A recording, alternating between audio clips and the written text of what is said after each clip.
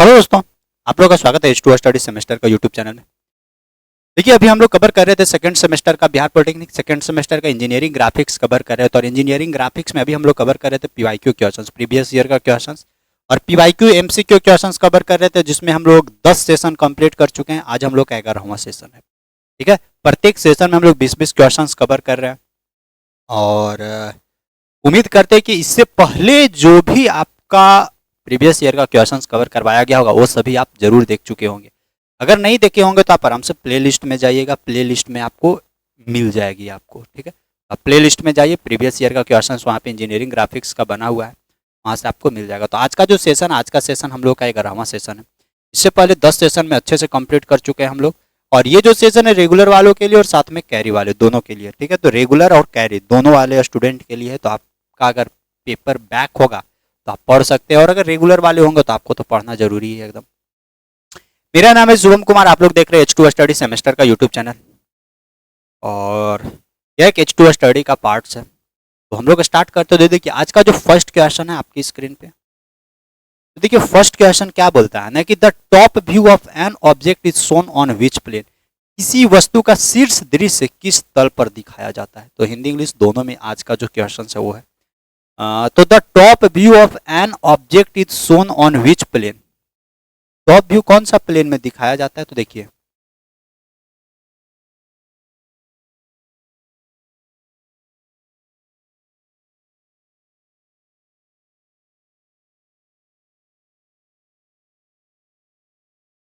जैसे देखिए ये मेरे पास ऐसे प्लेन है, यहाँ पे अगर ऑब्जेक्ट को यहाँ पे हम लोग रखे तो इधर से जब हम लोग देखेंगे तो फ्रंट व्यू कहाँ जाएगा।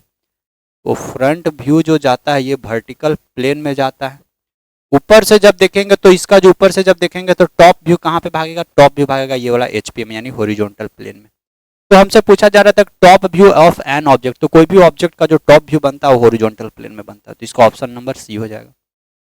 Next, the front view of an object is shown on which plane. यानी ये जो फ्रंट व्यू है ना कौन सा प्लेन में बनता है। तो फ्रंट व्यू की बात अगर किया जाए तो देखिए ये ऐसे वस्तु है, ऑब्जेक्ट है, इस ऑब्जेक्ट को फ्रंट व्यू की बात कर रहा है। तो इधर से हम लोग देखेंगे फ्रंट में, जब इधर से फ्रंट देखेंगे तो फ्रंट व्यू ये वर्टिकल प्लेन में आकर बनेगा, ये वाला प्लेन में। तो वर्टिकल प्लेन में फ्रंट व्यू बन रही है, वर्टिकल प्लेन में फ्रंट व्यू, हॉरिजॉन्टल प्लेन में टॉप व्यू, और ये जो प्रोफाइल प्लेन है इस प्रोफाइल प्लेन में साइड व्यू बनता है। ठीक है, साइड व्यू प्रोफाइल प्लेन में बनता है, फ्रंट व्यू वर्टिकल प्लेन में बनता है, टॉप व्यू हॉरिजॉन्टल प्लेन में बनता है, साइड व्यू प्रोफाइल प्लेन। और ये हमेशा हर एक ऑब्जेक्ट का व्यू के लिए ये सिचुएशन, ये कंडीशन सही है। हर एक सिचुएशन कहीं भी रखिए, कोई भी क्वाड्रेंट में वस्तु को रखिए, हमेशा यही बनने वाला है। फ्रंट व्यू वर्टिकल प्लेन में, टॉप व्यू हॉरिजॉन्टल प्लेन में और साइड व्यू प्रोफाइल प्लेन में। ठीक है, कहीं पे भी रखिएगा, कोई भी क्वाड्रेंट में first second third fourth same situation बनेगा। Next, in an oblique projection an object is represented by how many view. देखिए ऑब्लिक प्रोजेक्शन में ओनली वन ही व्यू हम लोग प्राप्त करते हैं, और वो जो भी व्यू प्राप्त करते हैं वो 3D। जैसे आइसोमेट्रिक प्रोजेक्शन या आइसोमेट्रिक व्यू बनाते हैं तो वहां पे हम लोग बस ओनली वन व्यू प्राप्त करते हैं, 3D व्यू। ठीक है, यानी 3D व्यू हम लोगों को प्राप्त करना रहता है। तो और ऑब्लिक प्रोजेक्शन में भी हम लोग ओनली वन ही व्यू प्राप्त करते हैं जिसमें 3D दिखेगा वो, तो वन व्यू यहाँ पे हम लोगों को देखने को मिलेगा। और जैसे ऑर्थोग्राफिक प्रोजेक्शन की बात किया जाता है तो ऑर्थोग्राफिक प्रोजेक्शन में हम लोगों का 3 गो व्यू देखने को मिलता है, फ्रंट व्यू, साइड व्यू और टॉप व्यू। तो यहाँ पे ऑब्लिक प्रोजेक्शन में ओनली वन व्यू देखने को मिलेगा, तो इसका ऑप्शन नंबर ए हो जाएगा। नेक्स्ट क्वेश्चन नंबर 3 का बाद देखिएगा 4 क्या बोलता है। सो देखिए, इन ऑर्थोग्राफिक प्रोजेक्शन में etch projection view represents how many dimensions of an object. यानी जो प्रत्येक प्रोजेक्शन तैयार होती है, तो ऑर्थोग्राफिक में 3 गो प्रोजेक्शन बनता है, और जो प्रत्येक प्रोजेक्शन जो बनता है ना वो प्रत्येक प्रोजेक्शन का जो डायमेंशंस होता है वो 2D डायमेंशंस होता है। प्रत्येक ऑब्जेक्ट का जो प्रोजेक्शन बनती है उसका जो डायमेंशंस होता है 2D डायमेंशन होता है। जैसे अगर मान लेते हैं क्यूब है, इस क्यूब का 3 गो व्यू हम लोग तैयार करेंगे, front view, side view, top view, और प्रत्येक जो व्यू बनेगा वो स्क्वायर टाइप का बनेगा, और स्क्वायर का 2 ही डायमेंशन होता है। ठीक है, तो इसमें ऑर्थोग्राफिक प्रोजेक्शन में जो प्रत्येक प्रोजेक्शन का जो व्यू बनती है उसका जो डायमेंशन होता है, उस ऑब्जेक्ट का जो डायमेंशन होता है वो 2D डायमेंशन। तो इसका ऑप्शन नंबर बी हो जाएगा। चौथा के बाद देखिएगा 5वां, in orthographic projection of an object, एक वस्तु का ऑर्थोग्राफिक प्रोजेक्शन की बात किया जाए, in orthographic projection of an object is represented by 2 और 3 व्यू। ऑर्थोग्राफिक प्रोजेक्शन में जो वस्तु को हम लोग रिप्रेजेंट करते हैं उसमें 2 या 3 गो व्यू दिखाते हैं ऑन डिफरेंट प्लेन, यानी ऑर्थोग्राफिक प्रोजेक्शन में 2 गो व्यू दिखाते हैं या 3 गो व्यू दिखाते हैं। तो वो जो और अलग अलग प्लेन पे दिखाते हैं, अगर फ्रंट व्यू दिखाना है तो वर्टिकल प्लेन पे, टॉप व्यू दिखाना है तो हॉरिजॉन्टल प्लेन पे, और साइड व्यू दिखाना है तो प्रोफाइल प्लेन पे हम लोग दिखाते हैं। तो जो डिफरेंट डिफरेंट पे प्लेन पे दिखाते हैं व्यू, तो वो बोलता है कि which gives view from different angle, मतलब प्रत्येक व्यू को डिफरेंट एंगल से देखते हैं और डिफरेंट डायरेक्शन से देखते हैं। डिफरेंट एंगल से नहीं, आप जहां पे खड़े हैं ना वहीं से देखिएगा वस्तु को, ठीक है ना। तो डिफरेंट एंगल और डिफरेंट पोजीशन नहीं होती है। तो ऑर्थोग्राफिक प्रोजेक्शन में आप यहाँ पे वस्तु यहाँ पे, तो ऑब्जर्वर ही यहाँ जहाँ है ऑब्जर्वर वही खड़ा रहता है, ऑब्जर्वर हिलेगा डुलेगा नहीं। Are mutually perpendicular to the projection plane, हाँ ये एकदम सही सही लग रहा है, क्योंकि ये जो जितने भी ये प्रोजेक्शन प्लेन जो होती है, ये जो लाइन जाता है वस्तु के किनारे किनारे से जो लाइन जाता है वो प्रोजेक्शन ऑफ प्लेन के परपेंडिकुलर होता है। तो ये तो सही लग रहा है। और देख लेते हैं, are parallel along one direction about one, मतलब एक डायरेक्शन के पैरेलल होता है but at different cross section. Different cross sections कहां से? Are obtained by taking prints from 2 और 3 sides of the object, are mutually perpendicular to the projection plane, projection plane के perpendicular होता है। तो ऑप्शन नंबर इसका बी सही हो जाएगा। ऑप्शन नंबर सी की बात किया जाए तो are parallel along one direction, मतलब एक ही डायरेक्शन के पैरेलल होता है। इन्हें से जलेगा तो देखिए एक डायरेक्शन में तो सब जितना भी है सब पैरेलल होता है, और अगर but at different cross section, लेकिन अलग अलग क्रॉस सेक्शंस होती है। अच्छा अगर मान लेते हैं इसका हम इन्हें से साइड व्यू देखेंगे तो इसका जस्ट प्रोफाइल प्लेन में जाकर पैरेलल भागेगा, अगर ऊपर से देखेंगे तो नीचे टॉप तो हॉरिजॉन्टल प्लेन में पैरेलल भागेगा। Are mutually perpendicular projection plane के भी परपेंडिकुलर होता है, वो भी सही है। पैरेलल भी होता है, एक डायरेक्शन के पैरेलल रहेगा बट डिफरेंट क्रॉस सेक्शन, यानी सब में तो पैरेलल ही रहता है। यहाँ पे बोलता है but at different cross section, different cross sections कहाँ से आ जाएगा? इसका एक ही रखिए, ऑप्शन नंबर बी ही रखिए करेक्ट। नेक्स्ट देखिएगा, the axis of the cylinder और स्फेयर, सिलेंडर और स्फेयर का जो एक्सिस है ये ऐसे सिलेंडर होती है। तो इस सिलेंडर का देखिए ये तो सेंटर रहेगा, तो इसका जो एक्सिस होगा ये वाला लाइन वहाँ आता है, कटिंग लाइन, सेंटर लाइन। और स्फेयर अगर रहेगा तो स्फेयर ये देखिए इसका सेंटर ये वाला है, तो इस सेंटर से अगर ऐसे भागेगा तो ये वाला हो जाएगा। तो the axis of the cylinder और sphere is denoted by which of the following line, मतलब कौन सा लाइन के माध्यम से सिलेंडर का या स्फीयर का जो एक्सिस है उसको हम लोग डिनोट करते हैं। तो सेक्शन लाइन के माध्यम से, सेंटर लाइन के माध्यम से, हिडन लाइन के माध्यम से, या लीडर लाइन के माध्यम से हम लोग दिखाते हैं। तो ये सेंटर लाइन है ना, तो सेंटर लाइन के माध्यम से हम लोग उसको शो करते हैं। तो ऑप्शन नंबर बी हो जाएगा। What is the standard ratio between length and width of the arrowhead of the dimension line? देखिए डायमेंशन लाइन जो इस तरह का रहता है उसका जो एरो हेड रहता है ना ये वाला, ये बात कर रहा है। तो ये वाला जो लेंथ होता है, ये वाला लेंथ को बोलते हैं 3, ये वाला लेंथ 3 यूनिट होता है, और ये वाला जो लेंथ होता है ना 1 यूनिट होता है। तो ये वाला लेंथ 3 और ये 1, तो यानी 3:1 रहेगा इसका, 3:1, ऑप्शन नंबर इसका बी बन जाएगा।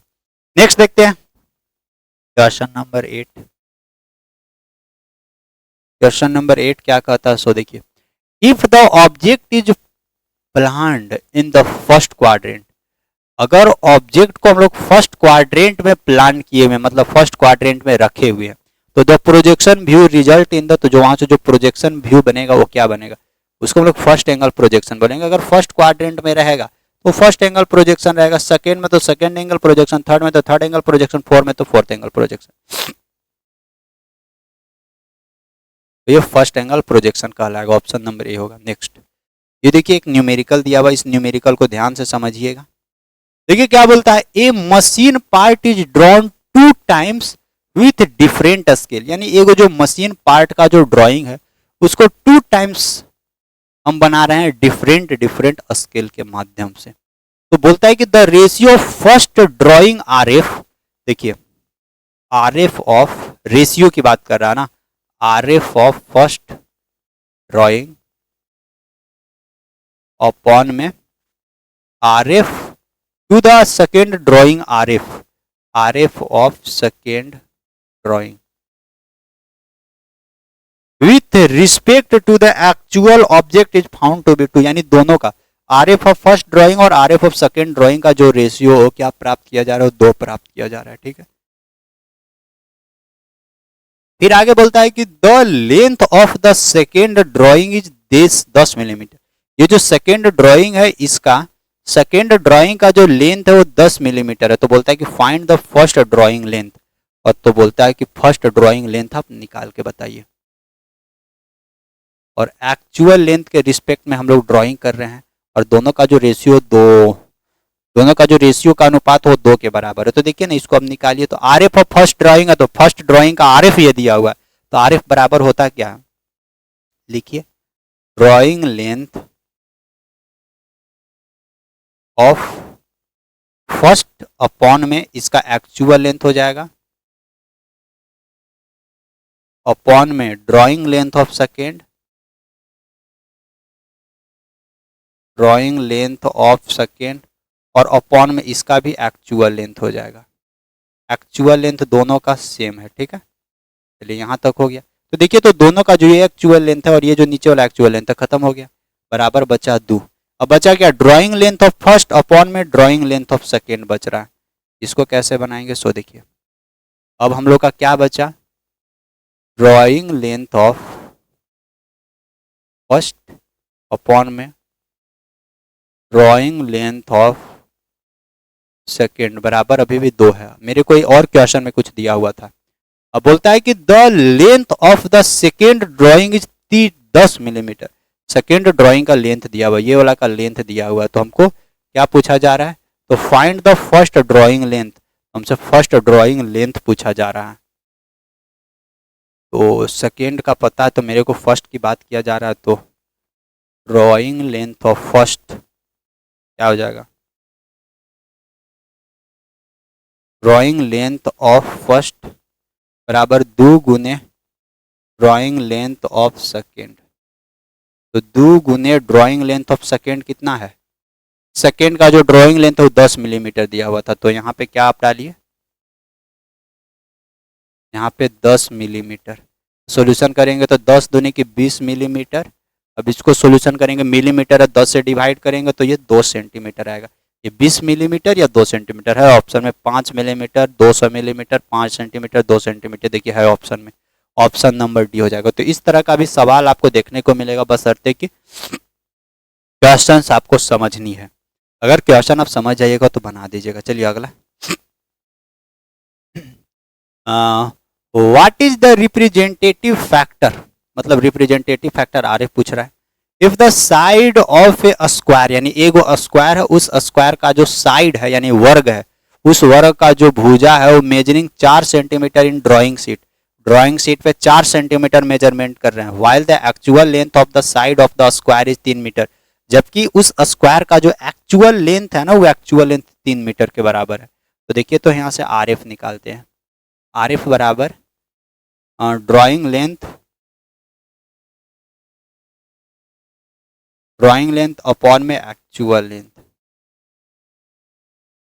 ठीक है, तो ड्राइंग लेंथ कितना था, 4 सेंटीमीटर, 4 सेंटीमीटर। एक्चुअल लेंथ कितना था, अच्छा यहाँ पे है 4 सेंटीमीटर और यहाँ पे 3 मीटर है, तो 4 सेंटीमीटर ये हो जाएगा और नीचे हो जाएगा 3 मीटर हो जाएगा।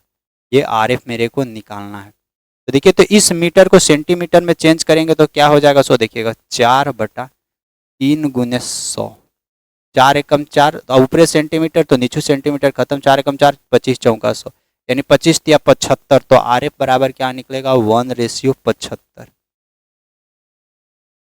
1/75, 1/75, यानी ऑप्शन नंबर सी हो जाएगा। यहाँ पे कौन सा स्केल का इस्तेमाल किया जा रहा है, तो देखिए एक्चुअल में 3 मीटर था, ड्राइंग हम लोग कर रहे हैं 4 सेंटीमीटर, तो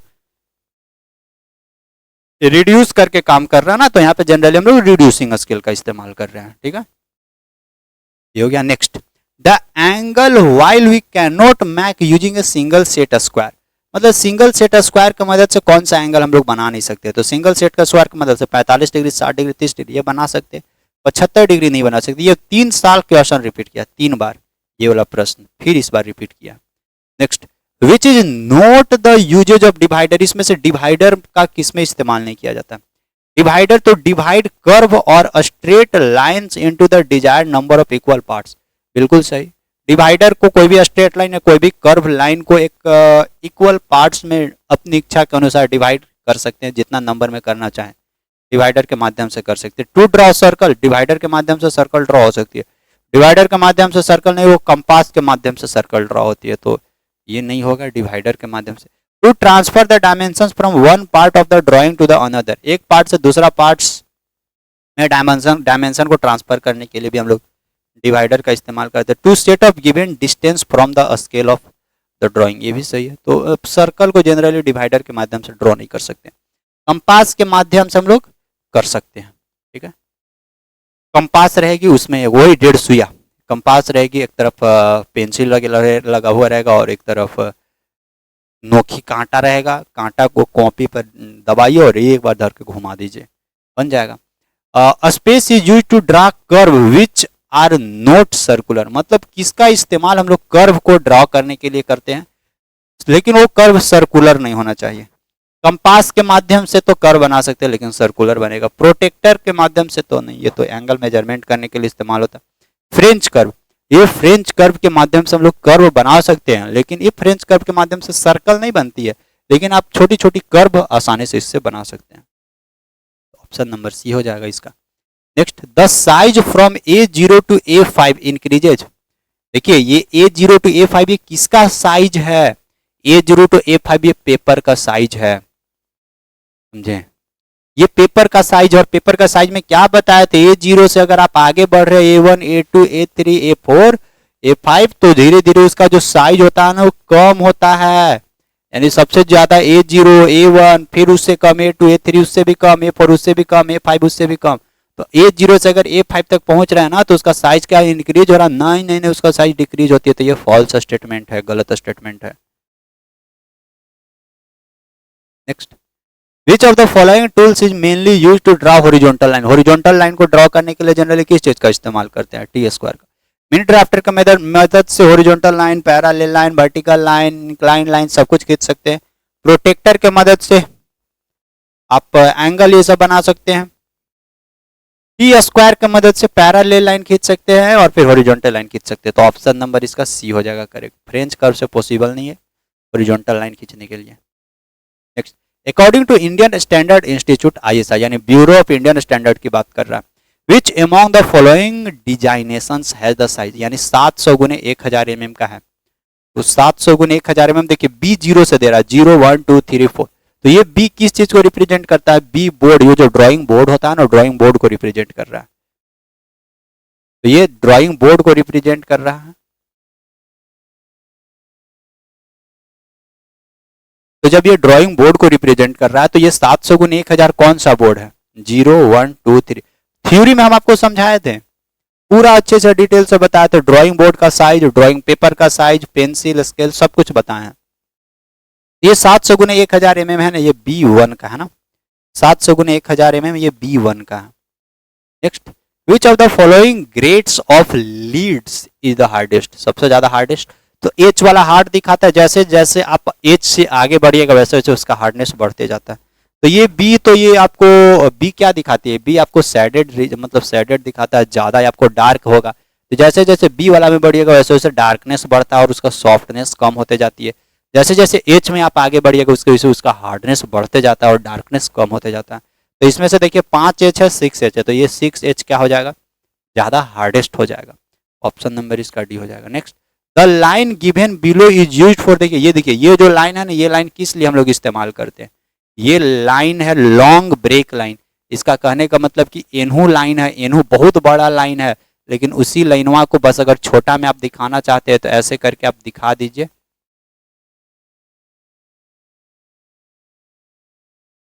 ऐसे करके आप दिखा दीजिएगा, इसका मतलब इधर भी लाइन है, ये लॉन्ग ब्रेक लाइन को शो करता है ना। द लाइन गिवन बिलो, ये वाला जो लाइन दिखा रहा है ये लाइन लॉन्ग ब्रेक लाइन को बताता है। तो आपको इस तरह से और अलग अलग लाइन दे दे के और आपसे पूछ भी सकता है कि ये जो दिया हुआ लाइन है वो किस चीज को रिप्रेजेंट कर रहा है, तो आप ध्यान दीजिएगा, लाइन से भी क्वेश्चन बनाता है।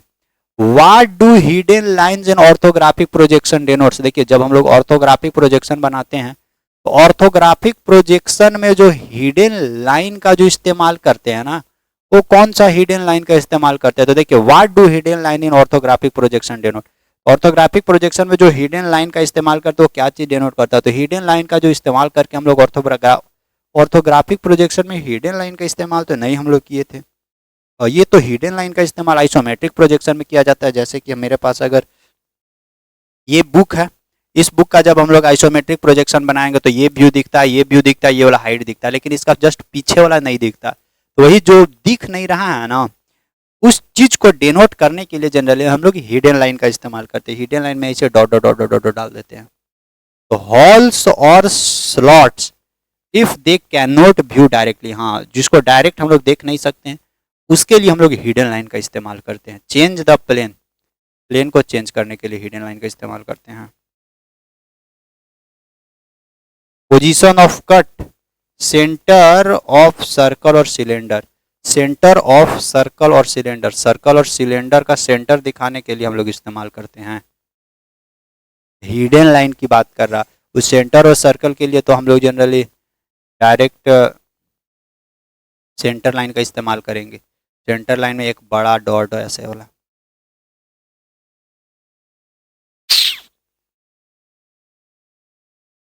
Change of plane, orthographic projection में ना हिडन लाइन की बात कर रहा,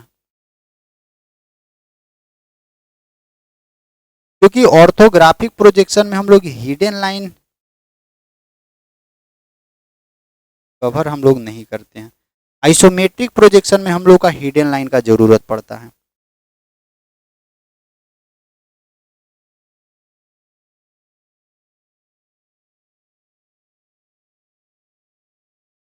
जैसे कि इस तरह का अगर मान लेते प्लेन रहता, और यहाँ पे स्टेटमेंट दिया हुआ है ऑर्थोग्राफिक में, ऑर्थोग्राफिक में हम लोग हिडन लाइन का अगर मान लेते हैं यहाँ पे ऑब्जेक्ट है, इसका फ्रंट व्यू हम लोग यहाँ पे तो बना देते हैं, इसका टॉप व्यू बनाते हैं, तो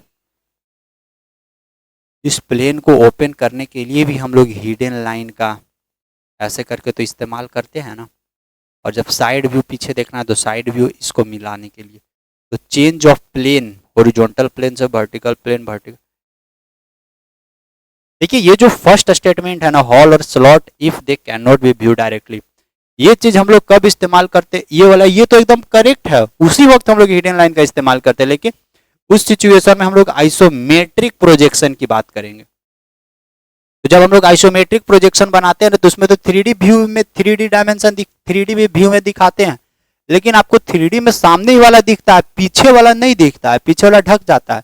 तो पीछे वाला ढक जाता है तो उसको दिखाने के लिए हम लोग हिडन लाइन का इस्तेमाल करते हैं। लेकिन ऑर्थोग्राफिक प्रोजेक्शन में बात कर रहा है तो हम लोग बोल सकते हैं कि ये जो वर्टिकल प्लेन है और ये हॉरिजॉन्टल प्लेन है, क्योंकि हॉरिजॉन्टल प्लेन को हम लोग ओपन करना रहता है 90 डिग्री पे। तो हॉरिजॉन्टल प्लेन को जब ओपन करते हैं तो हॉरिजॉन्टल प्लेन को ओपन करने के लिए हम लोग जनरली ऐसे डॉटेड लाइन ही दिखाते हैं। तो डॉटेड लाइन को हिडन लाइन के भी नाम से जानते हैं। तो चेंज ऑफ प्लेन, अगर ऑर्थोग्राफिक प्रोजेक्शन की बात कर रहा है तो प्लेन को चेंज करने के लिए जनरली हम लोग हिडन लाइन का इस्तेमाल करते हैं। रिप्रेजेंटेटिव फ्रैक्शन चीज आरएफ की बात कर रहा है, तो आरएफ बराबर क्या होता है, तो ratio of length in drawing, drawing length to the actual length, हाँ, drawing length to the actual length का जो रेशियो होता है ना, उसी को हम लोग आरएफ के नाम से जानते हैं। इसका ऑप्शन नंबर ये हो जाएगा, ratio of the actual length in the drawing reciprocal of square of the length of the drawing. Option number इसका क्या हो जाएगा, ऑप्शन नंबर इसका ए हो जाएगा करेक्ट। तो जिनका जिनका भी ए आ रहा है एकदम सही है, ठीक है। तो बस आज वाला जो सेशन रहेगा, आज वाला सेशन यहीं तक रहेगा। तो आज का सेशन में हम लोग 20 क्वेश्चंस कवर किए हैं। उम्मीद करते हैं कि आपको आज का सेशन में कुछ कुछ न्यूमेरिकल्स भी था। तो इसी तरह से आपका प्रीवियस ईयर क्वेश्चंस में थ्योरी भी रहती है, न्यूमेरिकल्स भी रहता है, सब कुछ देखने को मिलेगा। आज वाला सेशन हम लोग यहीं तक रखते हैं। फिर मुलाकात करते हैं हम लोग नेक्स्ट सेशन में। तब तक के लिए बाय बाय। और जाते जाते सब लोग वीडियोज को लाइक करते हुए जाइएगा। जो भी नए लोग हैं सभी लोग चैनल को सब्सक्राइब करते हुए जाइएगा। अगर आपको कहीं पे कुछ डाउट होती होगी तो आप नीचे जरूर कमेंट बॉक्स में कमेंट करके बता दीजिएगा, ताकि हम वहाँ से आपको डाउट कवर कर सकें। ठीक है, तो फिर मुलाकात करते हैं नेक्स्ट सेशन में। तब तक के लिए बाय बाय।